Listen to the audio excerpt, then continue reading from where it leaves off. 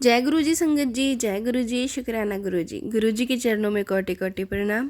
संगत जी, अगर आप चैनल पे पहली बार आए हैं तो गुरु जी के चैनल को सब्सक्राइब कर लीजिए, क्योंकि यहाँ पर आपको डेली सुनाए जाते हैं ब्लेस्ड सत्संग, जो कि संगत जी हमें भेजते हैं, वही सत्संग आपको सुनाए जाते हैं। और संगत जी, अगर आप भी अपना सत्संग शेयर करना चाहते हैं तो डिस्क्रिप्शन में व्हाट्सअप नंबर और ईमेल आईडी दिया हुआ है, वहाँ से आप हमें जो है अपना सत्संग शेयर कर सकते हैं। क्योंकि गुरुजी कहते हैं कि अपने सत्संग शेयर करने चाहिए, हमें अपनी जर्नी संगत को बतानी चाहिए। संगत जी, चलिए, एक आंटी जी ने हमें आज सत्संग लिख के भेजा है, उनका सत्संग हम शेयर करते हैं। आंटी जी कहते हैं, ओम नमः शिवाय, शिव जी सदा सहाय, ओम नमः शिवाय, गुरु जी सदा सहाय। शुक्राना गुरुजी, अनंतम अनंतम शुक्राना गुरुजी। मेरा ये पहला सत्संग है। गुरुजी का मैसेज कई दिनों से आ रहा था कि शुक्राना कर। मुझे पता चला कि शुक्राना मतलब कि गुरुजी का सत्संग शेयर करना होता है।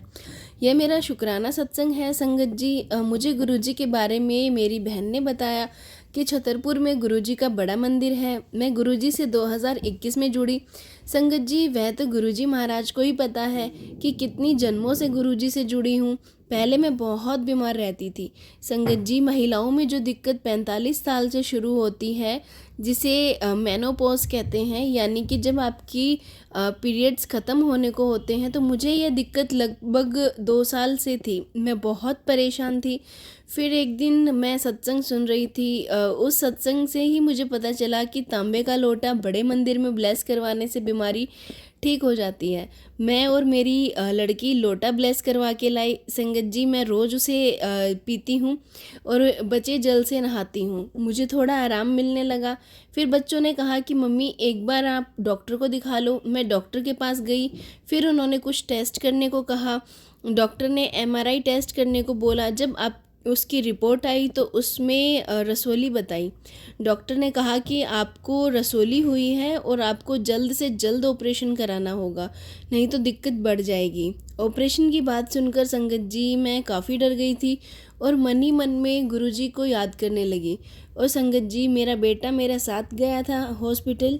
मैंने उससे कहा कि मुझे ऑपरेशन नहीं कराना। मैं बहुत रोई। मैंने उसे समझाया कि ऑपरेशन वाली बात अपने पापा को मत बताना। संगत जी, अगर उन्हें पता चल जाता तो वो बहुत ही घबरा जाते। उसके बाद मैं और मेरा बेटा मेरा बेटा बड़े मंदिर लेकर गया। उस दिन सोमवार का दिन था। संगत जी, बड़े मंदिर जाकर मैं बहुत ही रोने लगी और गुरुजी से कहने लगी, मेरी बीमारी अब बस ठीक कर दो, मैं बहुत परेशान हो चुकी हूँ। संगत जी, उसके कुछ दिनों बाद ही मेरी बीमारी ठीक हो गई थी।